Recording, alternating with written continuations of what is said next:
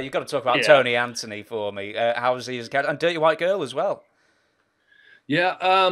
So yeah, that was my first program really that Jimmy was going to have me come in and do pretty much a no quit kid.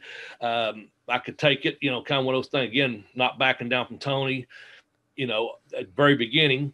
And so we set up these matches where, and Tony was good to me until I got the heavyweight title, and that's a whole different story. And that's a couple years down the line. But at the beginning, um, and he wasn't bad to me then. I'm just saying there was a conflict, not tell you. But no, at the beginning he could. We'd have the match. It'd be either a 15 or 20-minute match, depending on the card where we're at. Usually first or second match, and he could pin me as many times as he could during that time, as long as I didn't quit. And I just had to pin him one time. So, he'd get a bunch of moves in, didn't pin me, and I'd fight back, and then somewhere in there, I'd give him a nut shot, and he'd go down, and I'd go and do a big move, but he'd outsmart me one more time, and, then the time limit would go off. So he'd maybe win 2 or 3 matches, pin me 2 or 3 times throughout the match, but the match would be a draw or I'd win because I made it to the time limit stipulation. So, yeah, and Tony was easy to work with. At the beginning, I don't think he liked it. I think Candido was working with Horner, and I was working White Boy, and I think they felt like, oh, these young guys are coming in, and taking their spots, but that wasn't it at all. We were just coming in. We were young and full of piss and vinegar and ready to work, Then with the Smoky Mountain title, I think Tony, where he lived in Knoxville and stuff, he may have thought at times that, that's my title. I'm the Smoky Mountain champion. I'm not going to leave Knoxville or whatever. Well,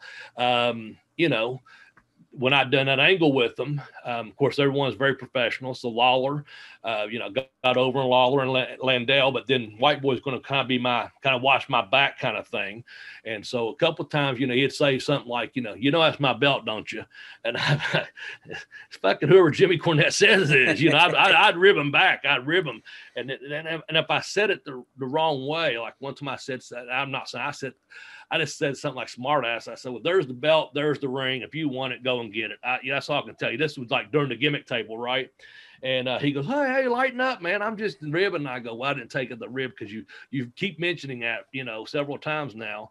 And he goes, no, I get it, and he did. There was no heat. It was just like I was tired of hearing it kind of thing, and he was like cool with it. But I liked working with Tony. At first, he wasn't giving me a lot during those matches, just eating me up pretty much. And I thought that was my job, was a sell. And so what happened was, and this is where I again knew they had bigger plans for me because of Ricky and Robert. Robert and I roomed together one night, and we had been several nights. He goes, I think Tony needs to give you more. You need to take a little bit more, be more aggressive.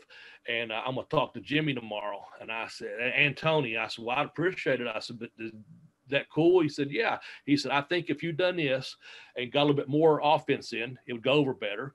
The next day, Tony gave me more. And obviously, I talked to both of them. I thanked Robert because it was true. And it worked better. And I think Tony saw that. Okay, don't have to eat the kid up. Let him have a little more. I'm actually beating someone. And then also, Ricky Morton came to me. Again, John C. Tennessee, he said, Bobby, watch how I sell tonight, especially watch how I sell.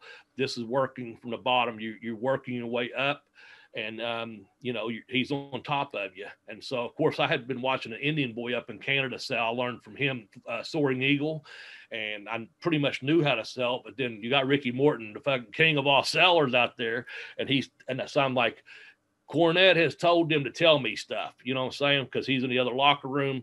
And so, yeah, I smartened up that way. But Tony was easy, fun. First big program I done with him.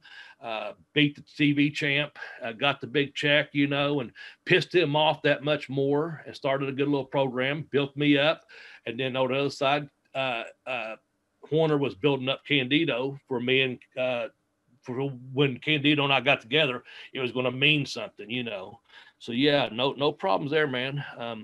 Hope Tony's doing well. I heard he had an appearance somewhere, but I don't know if that's true or not. I hope it is. Hope he gets out some more. People need to see, some of these guys. But yeah.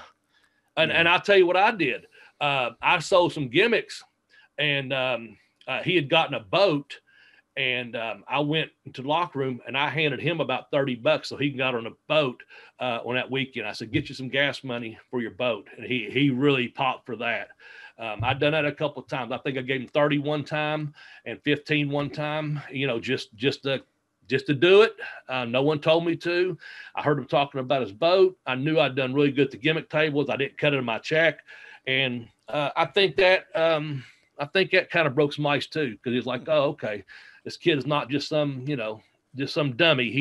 He's catching on to the whole program deal. Yeah. And I didn't do that to be bragging or boastful, nothing. But I had also seen Tracy do it. I knew rock and roll had, done it. I giving people some gimmick money, So yeah, kind of karma. What goes around comes around. You put that good karma out there, That's all it was.